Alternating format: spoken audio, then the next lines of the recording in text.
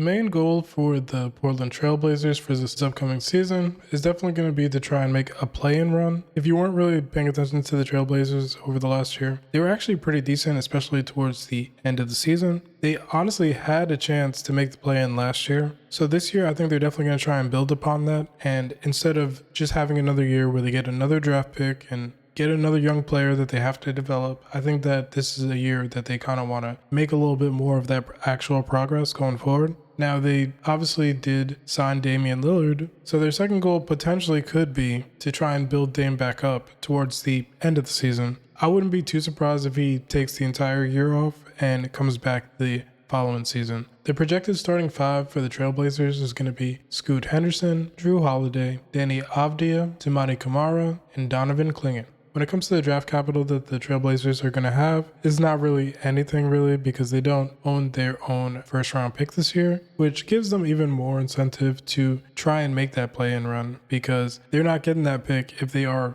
a stinky team this year. That being said, they will have the 2026 second round pick for the Grizzlies, so they have that to look forward to. Upcoming free agents. So as far as the upcoming free agents are considered, there's Rob Williams, Matisse Thybulle, and Shaedon Sharpe. Now, honestly, I think that the Rob Williams situation is definitely the most interesting because he's a player that in theory should have some value, but because of his extensive injury history that he's been dealing with, it really hasn't been the case for that. Little rumors about maybe the Lakers would have traded for him, maybe a different contender would have traded for him. Well, if that's going to happen, this is the year that it's going to happen. But I think that the teams across the league really just need to see Rob Williams be consistent for a long period of time before they're willing to give up anything of significant value for him. When it comes to Matisse Thybulle, he already tried to leave the Trailblazers and his contract got matched.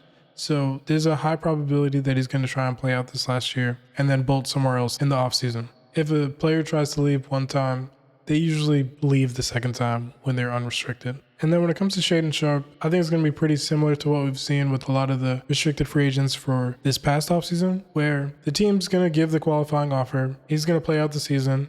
Maybe he plays above what his current contract is and makes it seem like a team may throw a bag at him. I think that the Trailblazers are going to deal with that come that point. Extension eligible players. The extension eligible players for the Portland Trailblazers are going to be Shaedon Sharpe, Rob Williams, Toumani Camara, and Matisse Thybulle. So out of these players, I honestly could see them extending Toumani Camara and Shaedon Sharpe. The real question, especially for Shaedon Sharpe, who's going to be going into his expiring contract season, is whether or not they feel like they can get more in free agency. So they may just not want to sign at that extension anyway, because usually you're going to be lined up to make more money as a free agent than you are with the initial extension that a team can give you. So it's going to really depend in that case on what it is that Shaedon Sharpe wants to do. Maybe I could see a player like Toumani Camara being more likely to take a decent size extension versus trying to get that really big contract. But since he's not even going to be a free agent in the next season, he has a little bit more time to kind of make that decision. But he's also on a minimum deal, so he's not going to be a restricted free agent when he does become an unrestricted one. He's just going to be unrestricted in 2 years. So that's a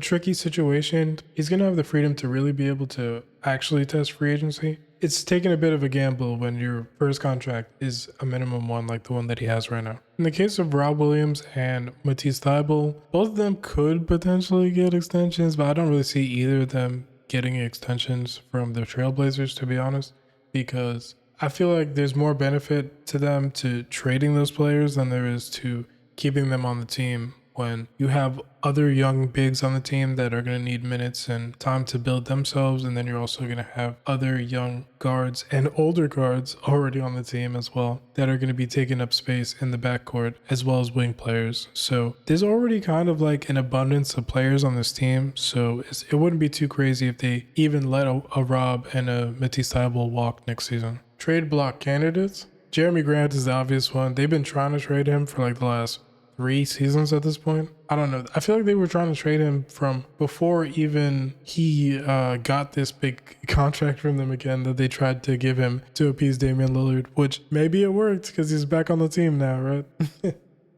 But no. Jeremy Grant, maybe because a couple of years have been off of that contract now, maybe a team will be more interested in him. His production has kind of like fallen off from that all-star caliber player he was when breaking out with the Pistons. So yeah, Jeremy Grant is definitely going to be is the captain of the trade block candidates, if you will. But after talking about him, there's obviously Rob Williams because of him being a free agent and the Trailblazers already having some good bigs on their roster that they want to give minutes to and them just drafting another one. I think that it's likely that if Rob Williams is going to get traded, that this is probably the year that that happens as well. And then of course there's Drew Holiday, who was traded to them 2 years ago from the Bucks and then traded to the Celtics and then traded back to them again from the Celtics this past offseason. I'm sure Drew Holiday's tired of getting traded everywhere. I could honestly see him staying with the team just because for one, he probably doesn't want to move around anymore. And for two, him and Damian Lillard are like a match made in heaven in the backcourt. But by the time they get to play together, they're both about to be old as hell in NBA years. The question is, are the Trailblazers going to prefer to